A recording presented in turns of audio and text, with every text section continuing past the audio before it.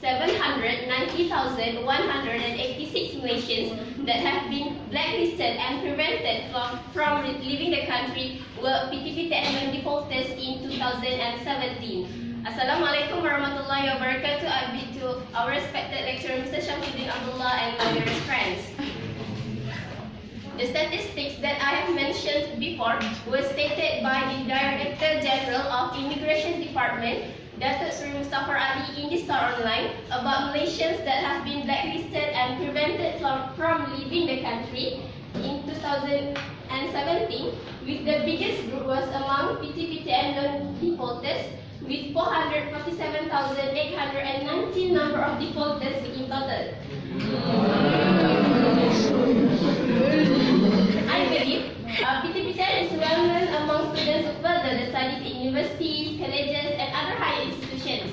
It is an agency under the Ministry of Education that has helped more than 1.95 billion students with education loans since 1997.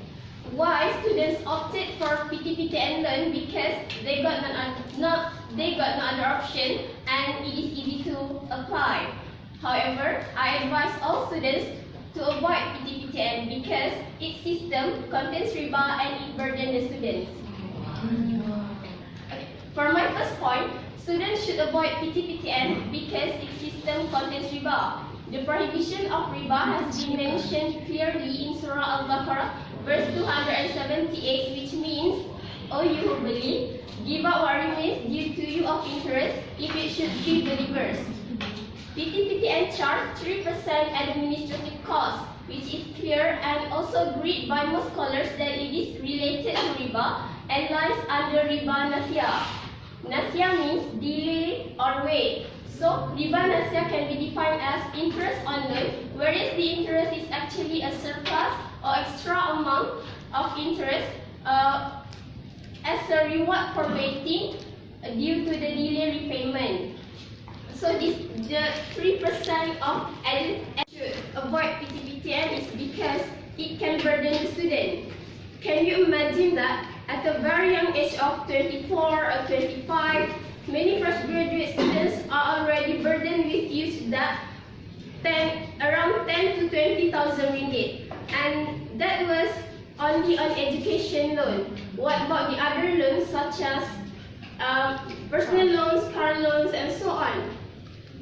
According to Alisina Zurani Anjura in the Journal of Family and Economy issue, many students perceive PTPTN as a burden, with 51% among 1,500 students in University Putra Malaysia think it is not easy to repay that loan. And also, 3/4 of them claim that the loan repayment will affect their options of life after graduation in several aspects.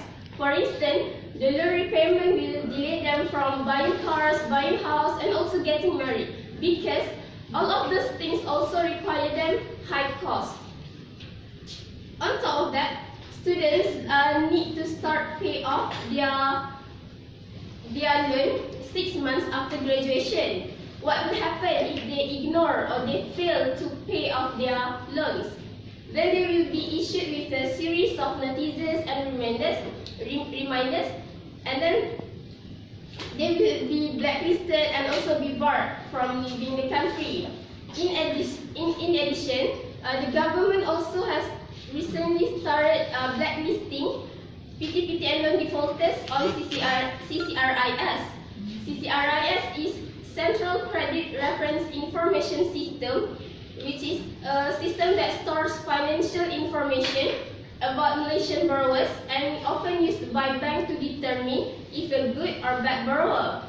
Being blacklisted on CCRIS is a serious matter because once you are listed on CCRIS, whenever you try to apply for credit cards or loans, you will likely to be rejected immediately. These consequences shows that PTPTN can be a burden to students, especially if they fail to pay off their loans. Many might argue that PTPTN is not illegal because students are opted to use ujrah concept. With ujrah concept, they claim that it is a financing of Sharia compliant loan that has been decided by National Fatwa Committee for Islamic Religious Affairs in June 2008.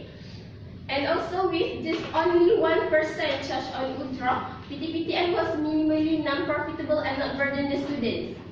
However, is the ujrah concept in PTPTN really true, Islamic?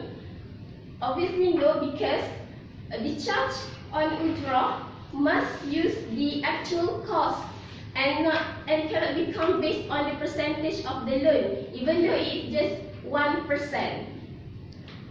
And when it is claimed that with just only 1% ujrah, PTPTN is minimally non-profitable and not burden the student, there's doubt there, because even though the change, students are opted to change from 3% administrative cost to 1% ujrah. Both of them are actually different in method of calculation. In the method of calculation of interest, the 1% ujrah is using the fixed interest rate, while 3% administrative cost use the calculation of reducing balance.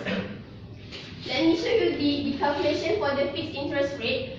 It is easy because you just need to multiple the loan amount and the interest rate and the repayment period, so that then you will be get the total interest that you need to pay and add it to the loan amount. This is the total payment if you use the fixed interest rate. This amount if we use the fixed interest rate calculation, the total interest amount is fixed and cannot be changed anymore.